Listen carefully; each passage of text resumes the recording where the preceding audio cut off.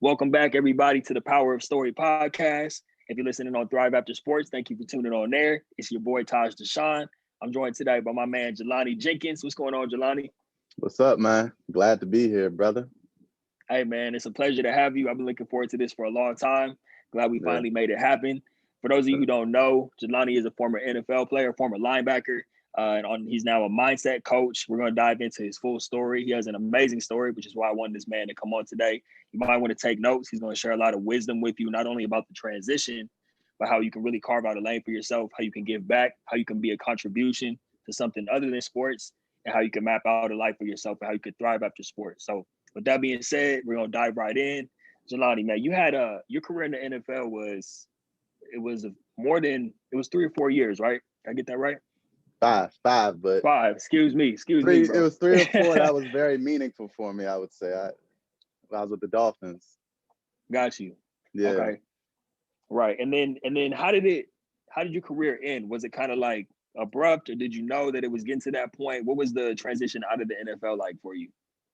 Yeah, man. So after my 4th year, I started with the Dolphins and played there 4 years. And that last year with the Dolphins, my 4th year, I had a lot of injuries.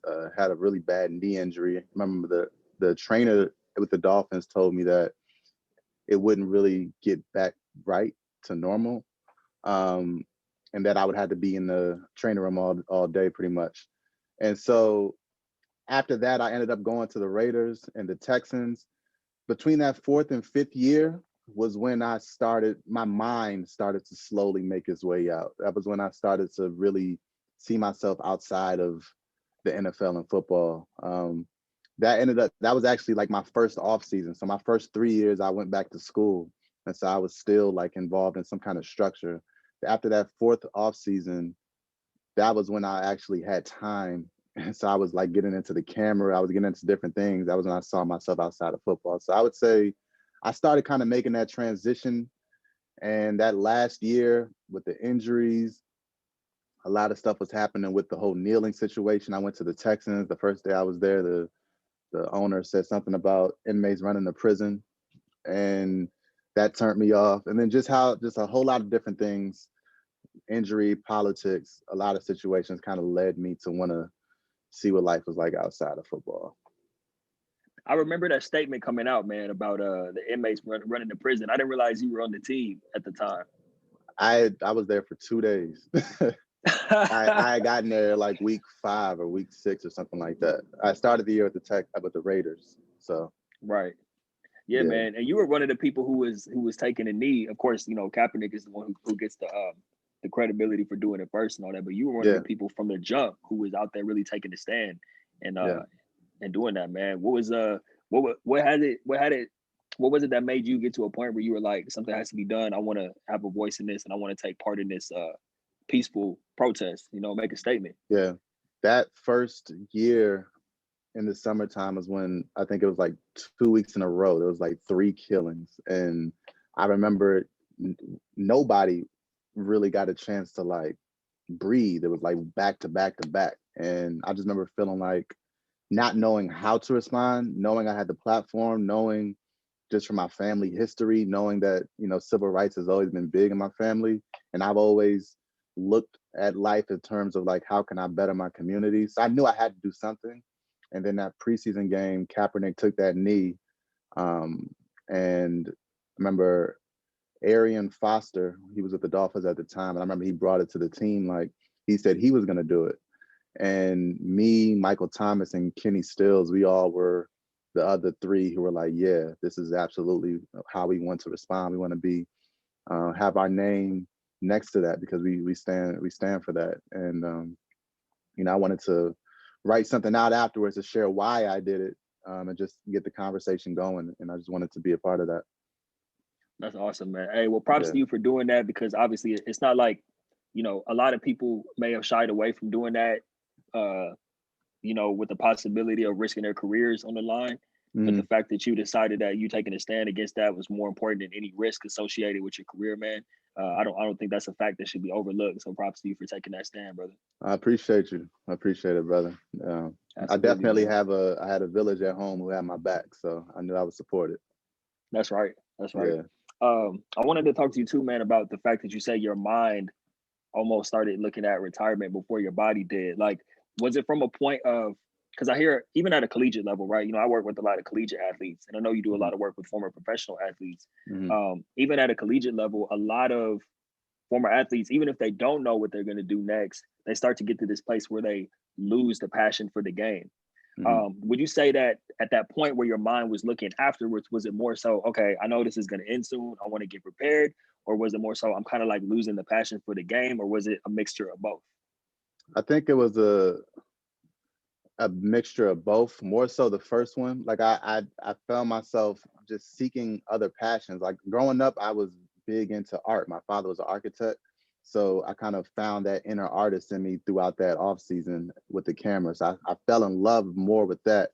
And then when it comes to the surrounding aspects of the game, like I said, the politics, just the way my body was reacting was a lot to really make me think, okay, is this, I'm thinking ahead of like, do I want to always have a knee that doesn't straighten out all the way? You know, different things like that started to cross my mind. And then I think going into football, I always saw life out after football. I always saw football as like a means to something greater.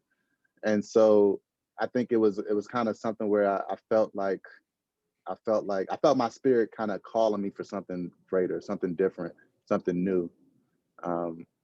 But you know, every now and then I look back and say, okay, should I stay a little bit longer, just like everybody? But right. You know, it was something at the time that I felt really strongly about. So and I don't regret it at all.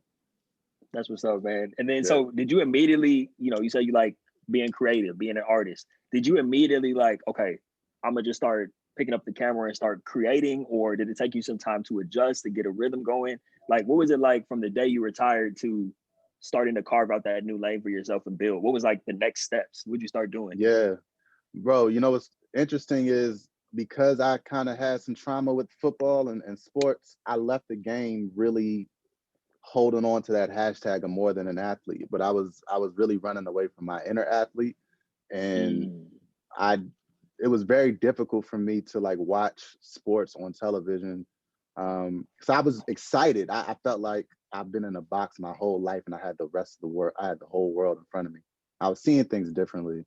So I was kind of sporadic. Like I loved music, I loved film, I loved drawing. So I was kind of just trying different things. I was on YouTube University heavy, just learning and growing and seeing the skills increasing and growing.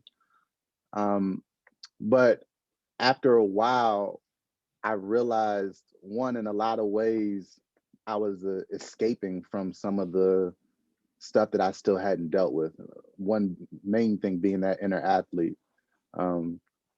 I was smoking a lot of weed at the time, and you know, I'm not opposed to cannabis at all, but the way I was using it was to escape. I was playing video games every day, you know, heavily, you know, and I just wasn't really present. And you know, it wasn't until I started. There was a specific moment where my wife, she took a picture of me from this Polaroid camera, and I was in front of the game, had the headphones on, had the big old bong in front of me, had like 3 plates that were finished right here, had clothes everywhere. And it was just one of those eye-opening moments for me, like, wow, okay, there's something not right here. There's something I'm not really addressing. Because you couldn't tell me at the time that I wasn't happy, that I wasn't right where I was supposed to be.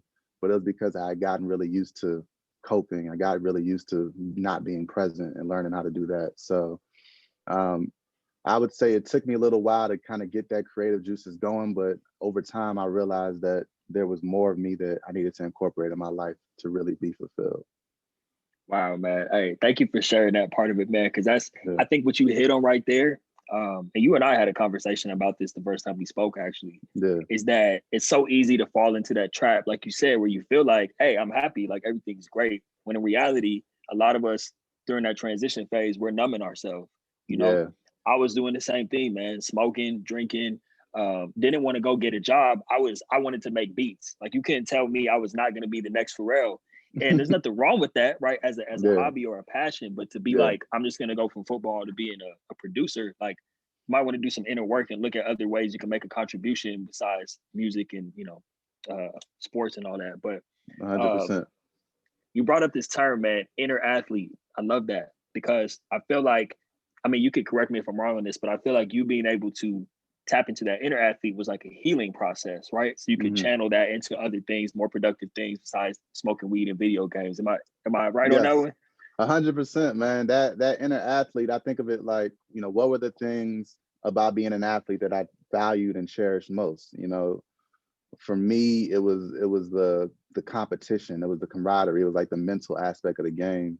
It was putting in the work and seeing the results. And for me to completely leave that athlete version of myself, even though I was able to incorporate that in music and film for what I was able to do, there was still a large part of me that still needed that. I wasn't like working out the same. I was growing a belly. Like, I had to get to know my body all over again. And that took some time. But that inner athlete, it's what helped me, it's what helps you get to where we are, and so to leave that behind, we're shortchanging ourselves, so I truly believe that. That's huge, man. I'm really glad you touched on that too, because I think a lot of times when people talk about transitioning, it can be easily interpreted as you have to let go of that former self, versus what you're saying by tapping into that inner athlete. No, you don't let go of it. You honor it. If anything, you cultivate it more and figure out how to apply it to something different, which is exactly what you did, man. So what was next for you? Like, how did you, and obviously it's been a lot of steps, man. I definitely want to get to what you're doing now, but I don't want to overlook the journey to how you got there. Like, what was the next steps for you once you saw the Polaroid and you're like, nah, man, this ain't it. I got to figure something out. What did you do next? Yeah, I picked up some self-help books. I was already kind of reading a bit. I was reading a lot. A New Earth by Eckhart Tolle was a huge one for me. Huge. That's fire. Yeah. Transformers by Jacqueline Small. Becoming Supernatural by Dr. Joe Dispenza.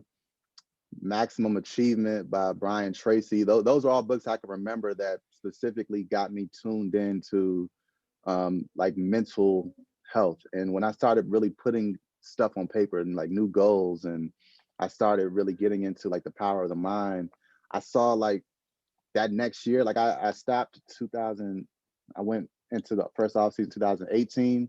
That next year, 2019, all of a sudden I got like free tickets to a Tony Robbins event, which led to like an internship opportunity. And I fell in love with the atmosphere of the Tony Robbins event and like what that means. And he was teaching the power of the mind. And so my life just started to shift, and I started to just get momentum, and just got we walked on fire, you know what I mean? So I just started learning and teaching myself. But I think the main step that I started doing that really helped cultivate that awareness was meditation. That's the main thing. I started meditating. My wife, she went to Bali for a month to get her yoga certificate as a teacher. And so started getting into yoga more. That mindfulness piece was really what helped me become aware of where I was at.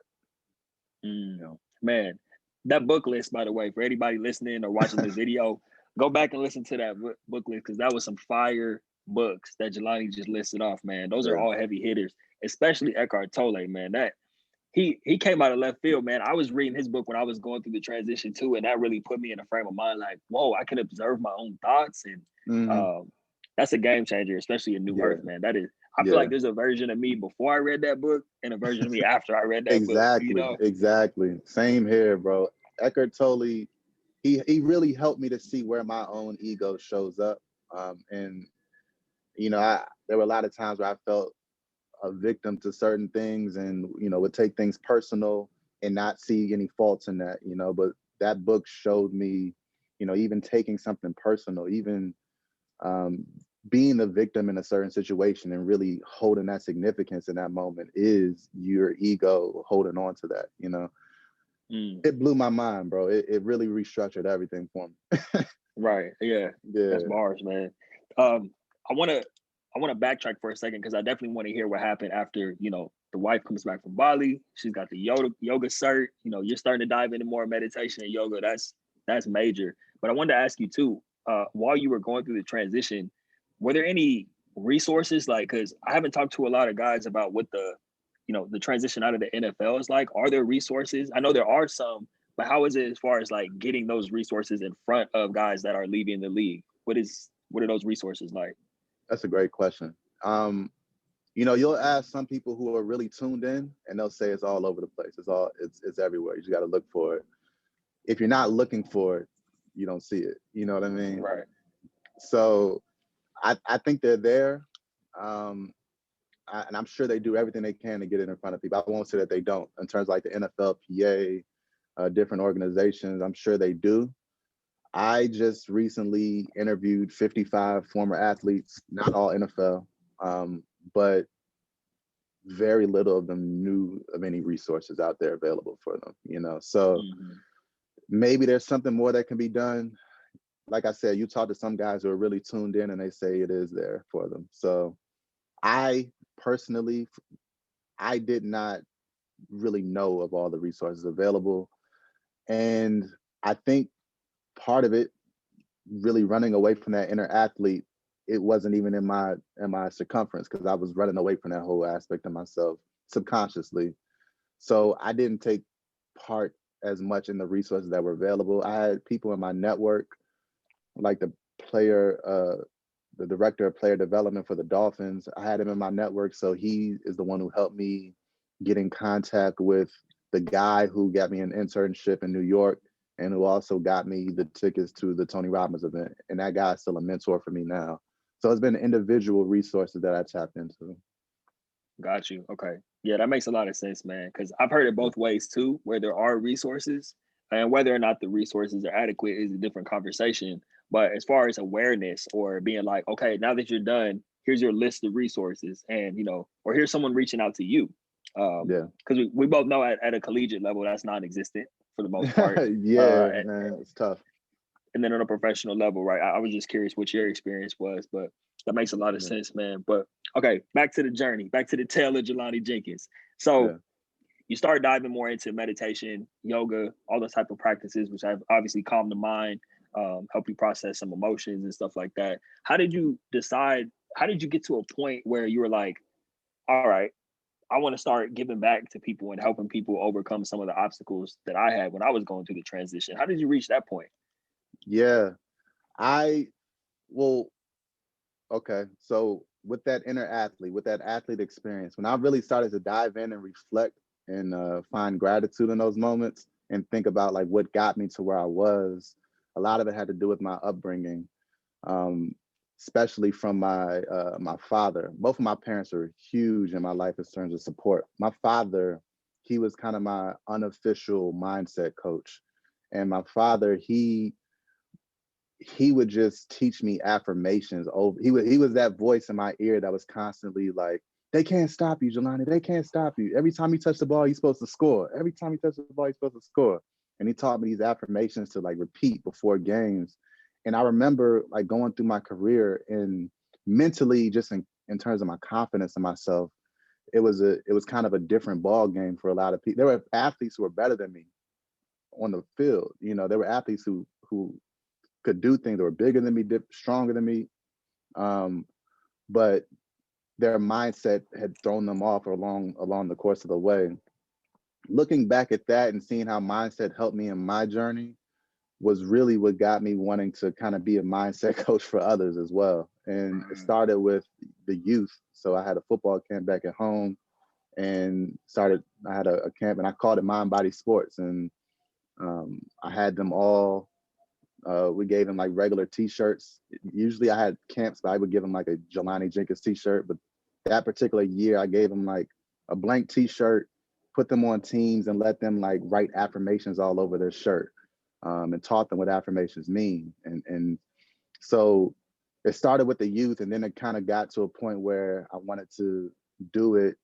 And I created kind of something that I use to help me in my journey from my transition, but incorporating all that mindset stuff as well, incorporating the meditation that helped me out, incorporating how to train your awareness with that, incorporating like visualization and visualizing your future so powerfully where your body feels it and believes it to be real, and affirmations. And so all of those things came into one big old ball, and I was able to look at it and say, okay, this is like all of me. This is like my spirit in a ball. Let me channel this into what I want to do next. So right.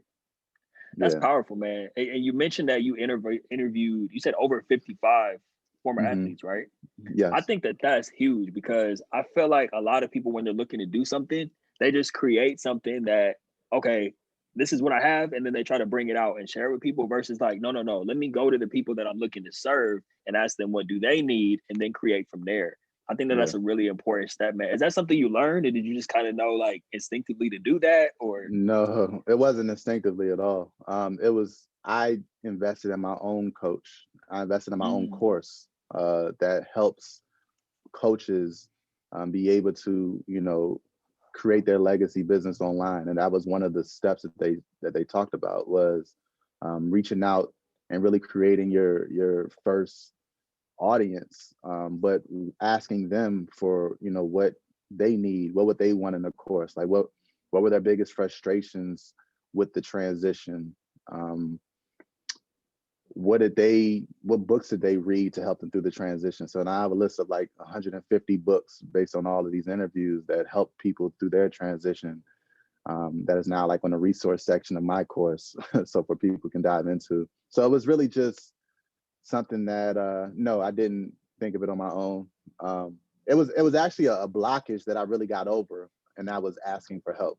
And I think I spoke about that earlier, about the ego, or me not really diving into the resources or thinking that I can do it all on my own. The kind of that competitive athlete in me is like, you could do it on your own. You could do it on your own. You were in the backyard doing ladders by yourself. You train, you get big, like, how to do it. But this year, 2020 was very collaborative for me. It was very much so asking for help. And that was a big thing. Yeah, man. I love that. I think that's so important for not just former athletes to hear, but for anybody to hear. Like, you can't do anything on your own, number one. And then you have to invest, not always financially, of course, financially too, but you have to invest, whether it's time, resources, finances, whatever, into yourself if you want to grow. I did something similar, man. Like, when I first started coaching, I invested in a course that was basically designed for coaches. And that was one of the things they had me do. And I had been kind of unofficially coaching beforehand. So what I did was I kind of like went back and asked people what they needed, put together some stuff, tried it out on them, just to like perfect what I was doing. So when I saw that you were doing that, I thought that was really dope. And I was one of the people that you interviewed. Shout out to Haley Johnson, if you're watching this, for setting that up. Haley J. What I thought was really what I enjoyed most about that first conversation we had is the depth of questions you were asking. Like, it was clear that you weren't just focused, I'm building this thing, I want to help people, so I'm trying to gather some intel. Like, you're so focused. And I could tell just based on the caliber of questions and how many questions you had too. It wasn't like it was just 2-3 questions. Like, we were for an hour, and your questions were so in depth that it was clear that you were looking to build the best solution. And experience been like, man, I know you actually just launched on Monday, right? The 25th, you officially launched? Yep. Monday was the first day. What's some of the feedback you've been getting? Just how's the product in general? It's going really well, man. It's something that I've been thinking about for months and months and months and months. So, it's so dope seeing it finally come to life, seeing, the feedback. Everyone involved, they all reached out to me after the first day, said they loved it. Can't wait to see the rest of it. Can't wait to be a part of the rest of it. I have some guest coaches and some guest speakers that have come on and help out as well. They're excited about it. And I think for me, man, it's just been there's been so much growth through the process. Like I said earlier, like that idea of asking for help was a blockage that I overcame, and feeling that growth inside of me and seeing how it's led to so many blessings. It's just been fantastic, man.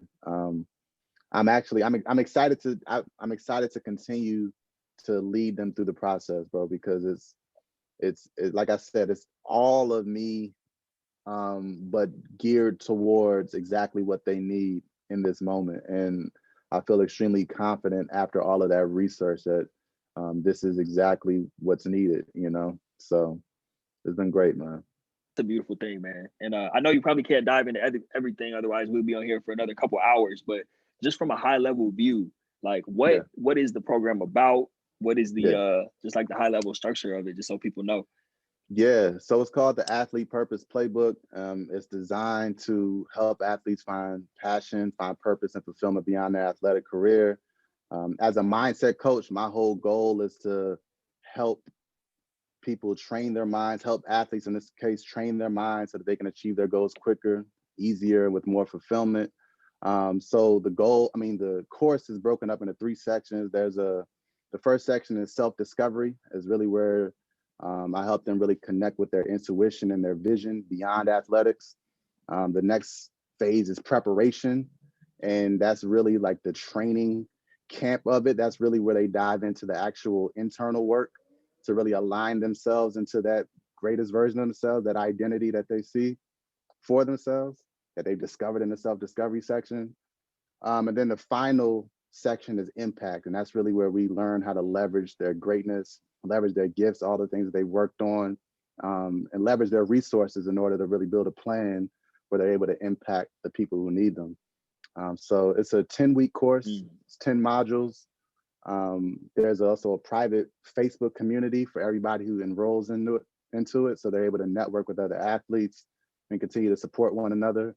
Like I said, there's resources. There's a resource section with all those books. So we have like a book situation happening where we're going to continue to have like conversations and discussions around certain books, and then also business resources, opportunities for mentorship opportunities, and different things like that. So that's kind of the high level aspect of it, and we just dive deep, man.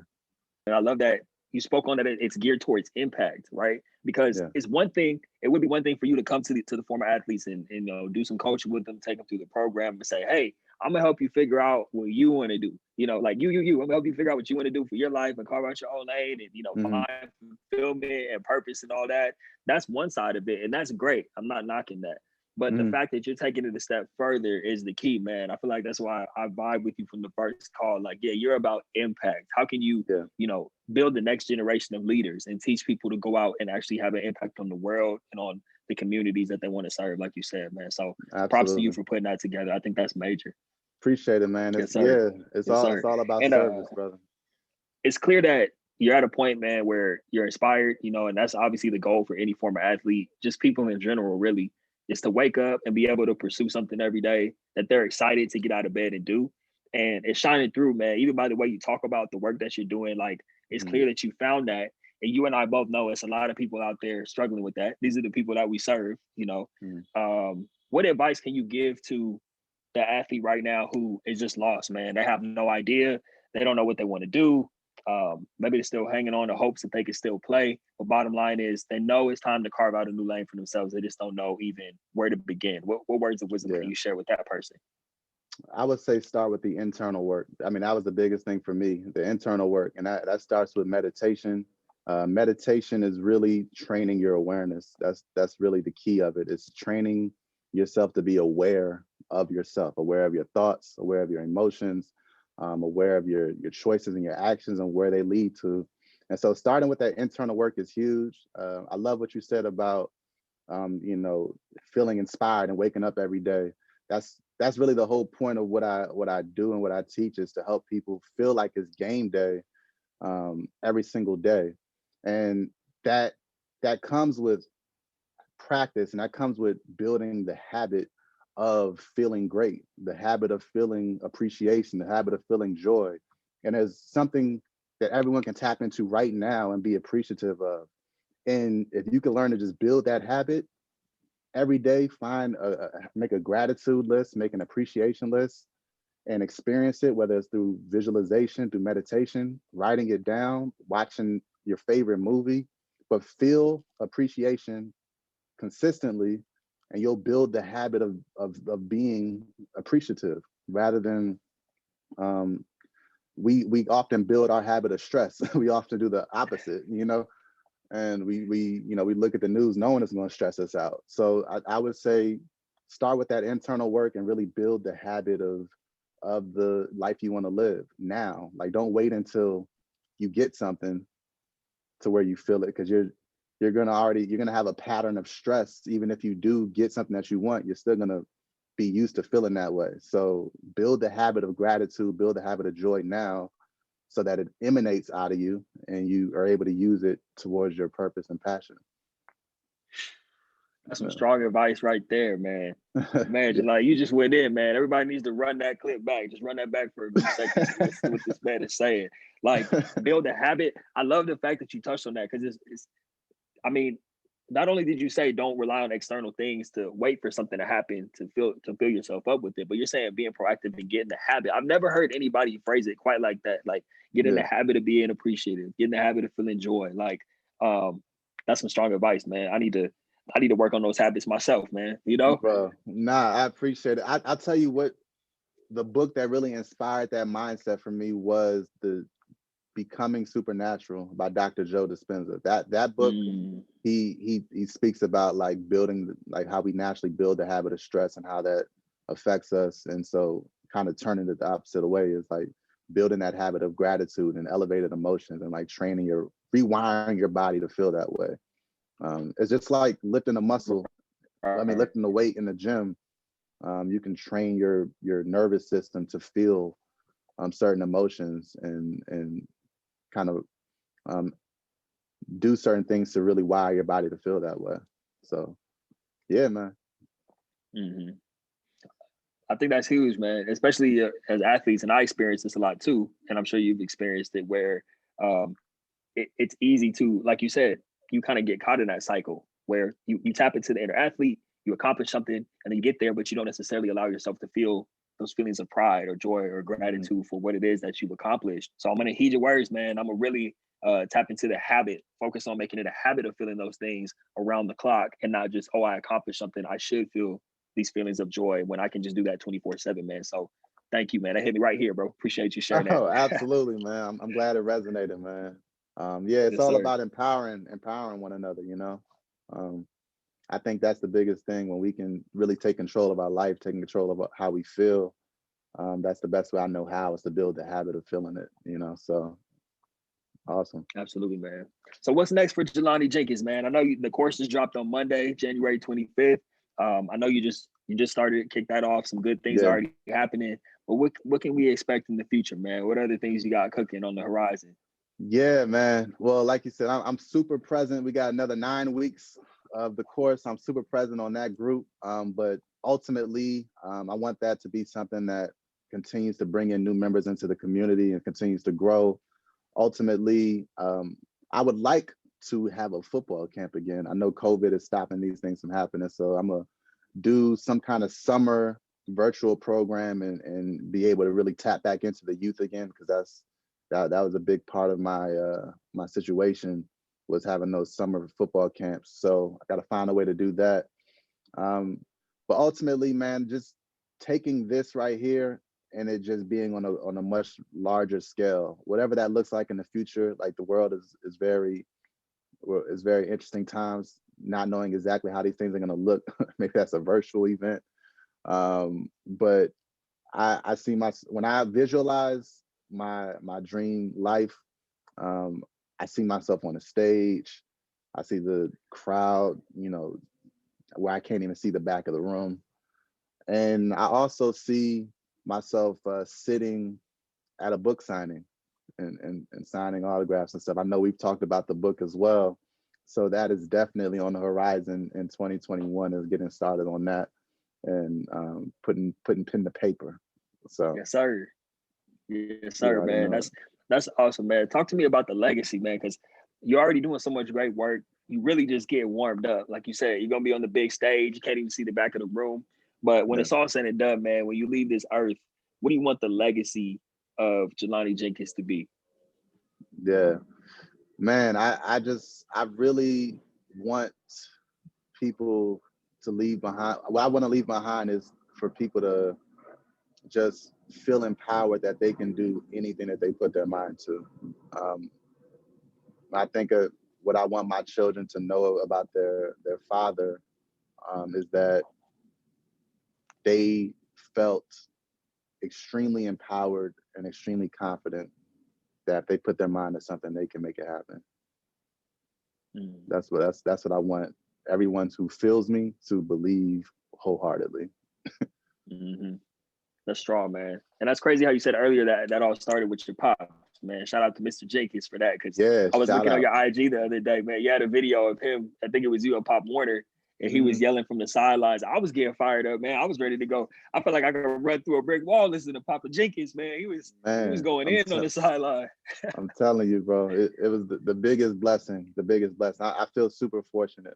So I got to give it back. You know. I know I was blessed. I'm extremely blessed for that situation to have that kind of support. I know not everybody has that in that way. So I got to give it back.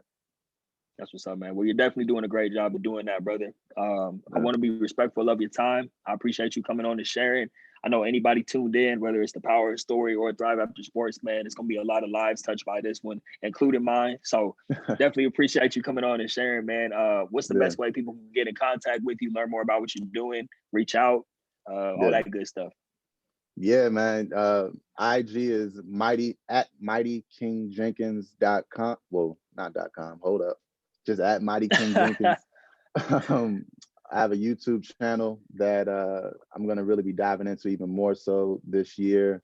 YouTube.com/Jelani Jenkins 44. I have a website. It's currently mindbodysports.net. In about a month or so, we're going to get it to mindbodysports.org. So just keep typing that in if it's, that's where you can find me, man. Awesome, man. Well, thank you again for coming on and sharing. We'll have all the info in the show notes. Everybody get in touch with Jelani, follow the journey, all that good stuff. It's been a pleasure, man. I'm looking forward to working on some more projects in 2021, like you said. And I'm just proud to be associated with you, man. You're doing some great work in the world. So 100%, man. Super proud of what you're putting together, man. I'm so happy that you had me on the show, and I'm thankful to be in your circle, brother. Thank you, brother. Appreciate you, man. Yeah. All right, everybody. This has been another great episode of Thrive After Sports and the Power Story podcast with the man himself, Mr. Jelani Jenkins. We'll see you next time. Peace.